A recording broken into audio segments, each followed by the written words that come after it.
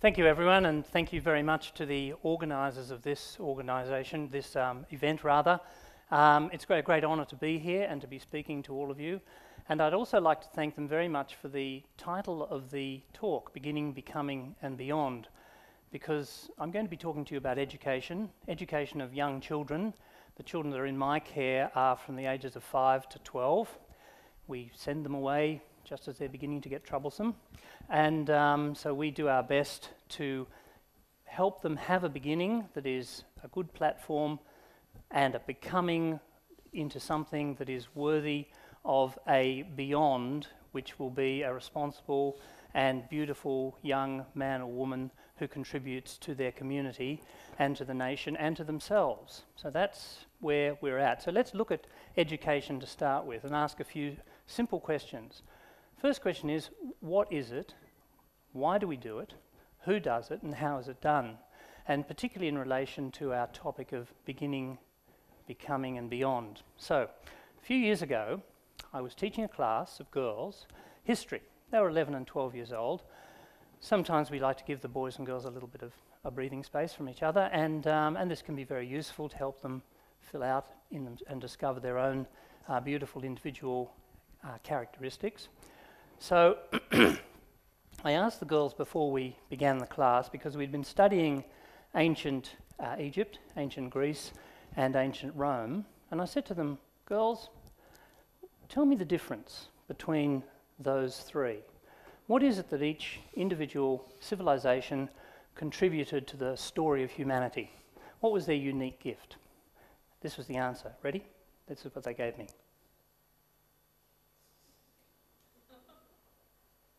So I said, oh, okay, girls, I see what's going on here. Tell me if I'm right. For some of you, what happened when I asked that question was an interesting, spontaneous, intuitive answer flashed into your mind spontaneously. And now you're worried because you don't know if it's right or wrong. And if you put your hand up and speak, you think it might be foolish and that people will laugh at you. It won't be, but that's the way you're thinking. That's one part of you. The other half of the class, nothing popped into your head. Your head's completely empty. You have no idea what I'm talking about, but you're now worried that I'm going to turn to you and say, what do you think? And you'll have nothing to say, and you will appear foolish, and everyone will laugh at you. I said, well, let's get a few things out of the way immediately. Firstly, I love you all, and I would never hurt you or humiliate you ever, knowingly. If I've ever done it, it'd be purely accidental, and I apologise.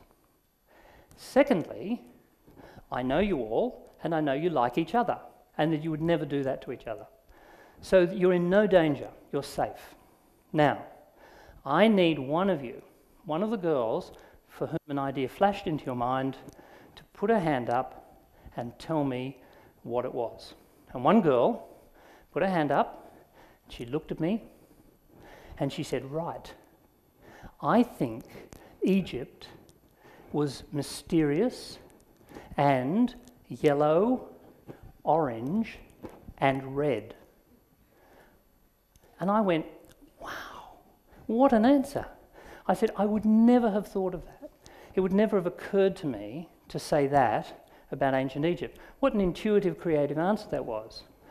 And so here we come, ladies and gentlemen, to the sort of nub of education. What do you actually need for education to happen? You need four things. You need a teacher. You need a pupil, a willing pupil, willing to learn. You need knowledge. And you need some form of flow between all those points. So those four things. And in that story, of course, I started out as the teacher, but I didn't end there. I ended as a pupil. I sat at her feet, and she taught me.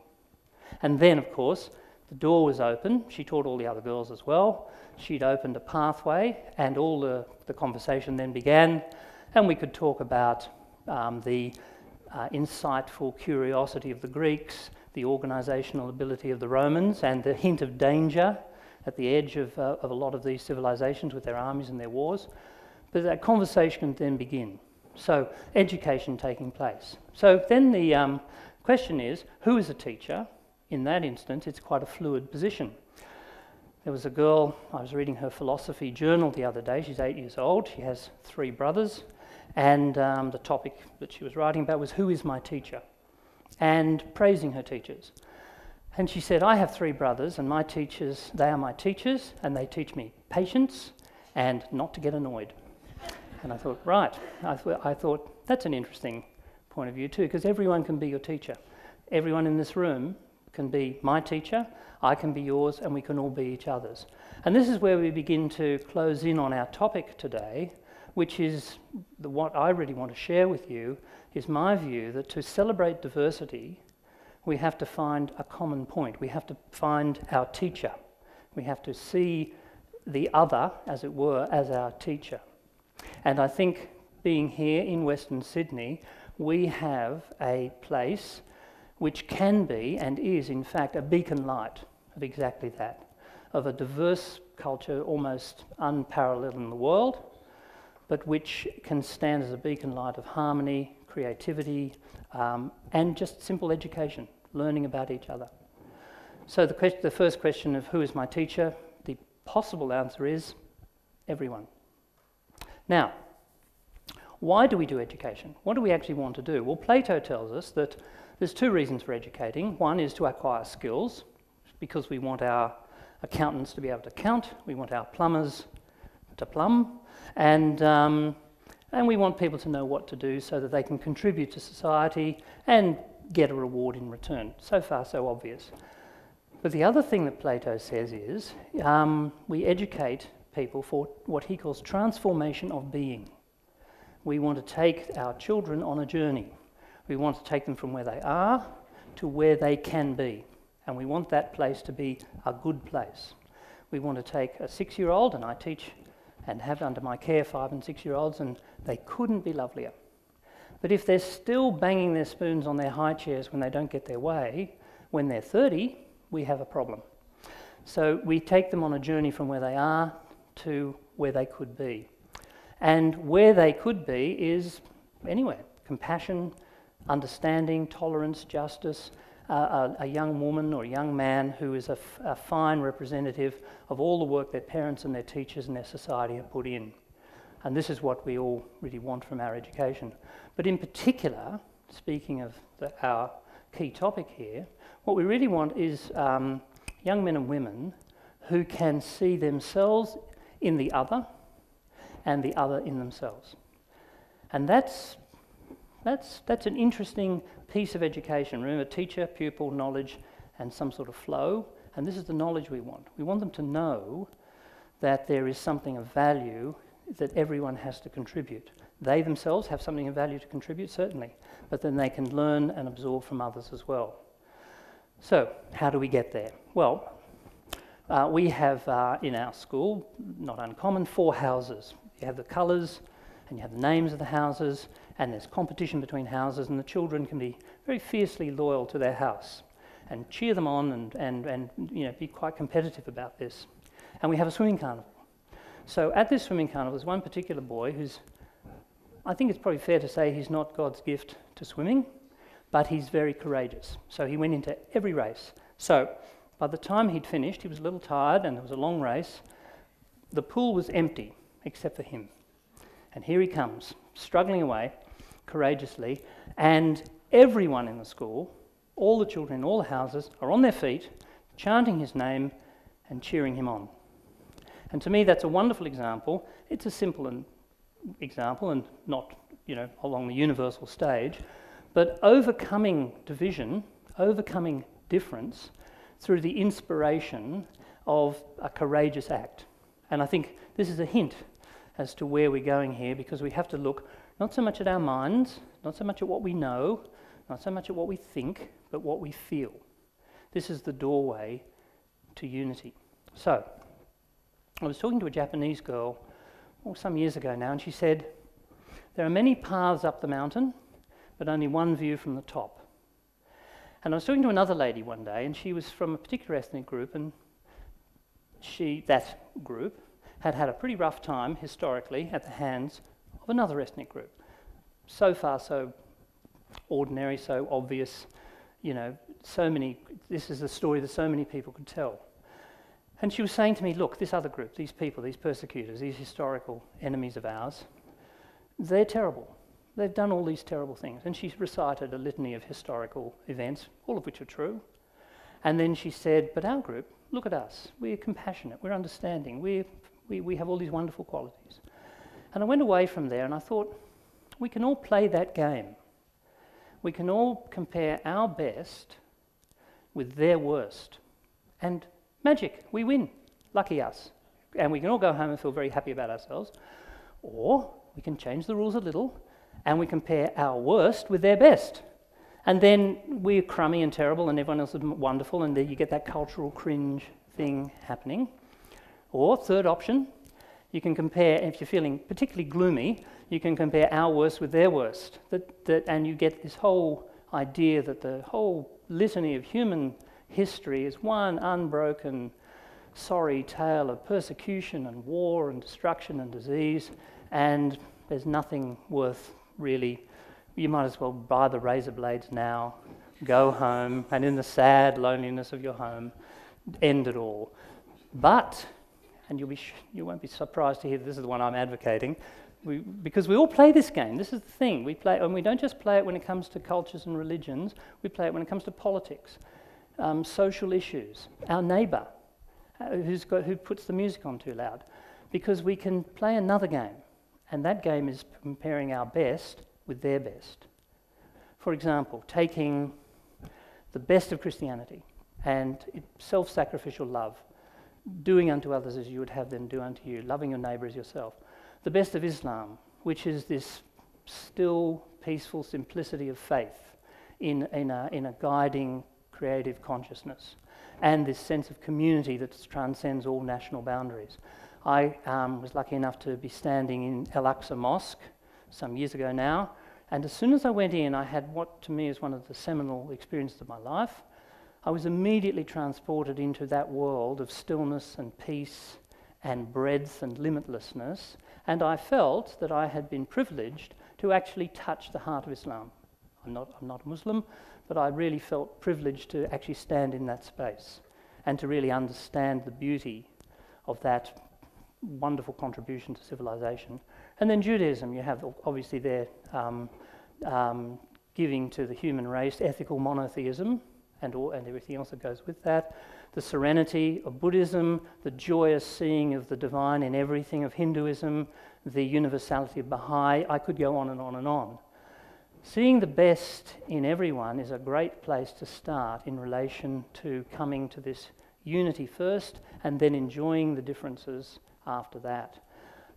Part of my thesis is if you don't do that, then diversity becomes division.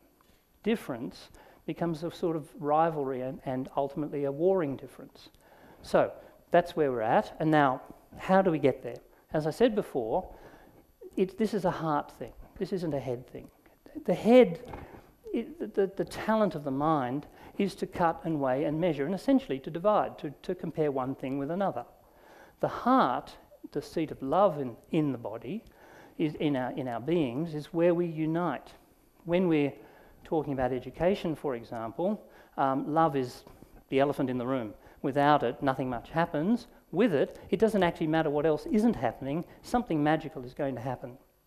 So we use the analogy of a potter.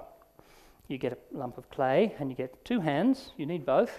One hand is the hand of love, which is inside and pushes outwards for expansion and growth.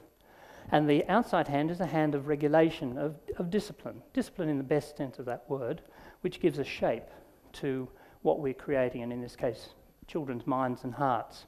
Because all of us have a body, have a mind, we have a heart, we have a spirit. And part of what I believe is that we need food and exercise for all of those levels. And food and exercise for the body is food and exercise. And of course, a good parent and a teacher will give children the best food and the best exercise so that they grow up healthy and strong. Same with the mind. Food for the mind is good, useful, interesting information, and exercise for the mind is reasoning and brainstorming and open-ended questioning, like the example before about Egypt and Greece and Rome. That's exercise for the mind. The girls had to think, and I did too. So we're all we're all in it together. But the third aspect, the real key here, and the key to the understanding and the gathering together, and I think, in fact, the secret of Western Sydney is the heart. Because food for the heart is magnificence, wonder, awe, majesty.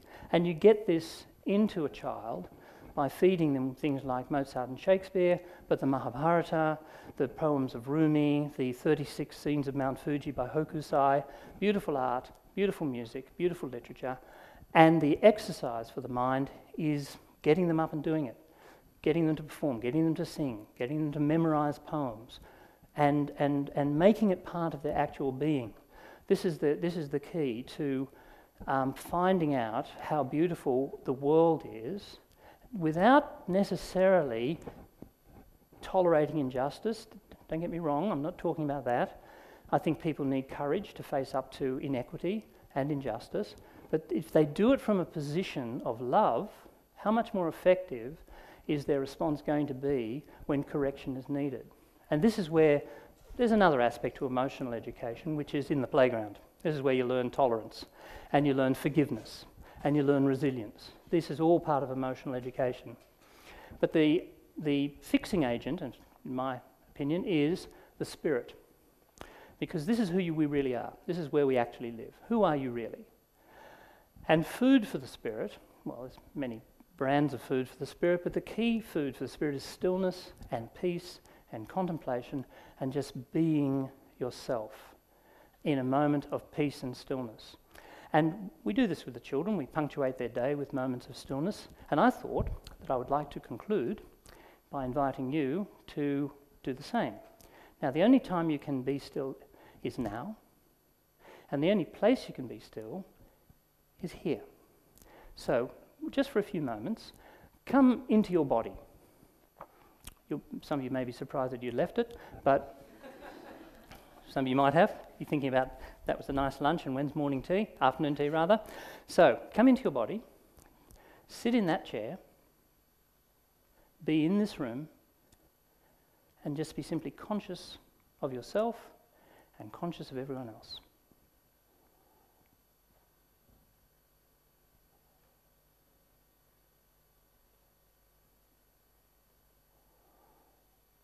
Because I think an idea that's worth sharing is that if we're going to celebrate diversity, we have to understand unity, and that unity begins at home, with ourselves.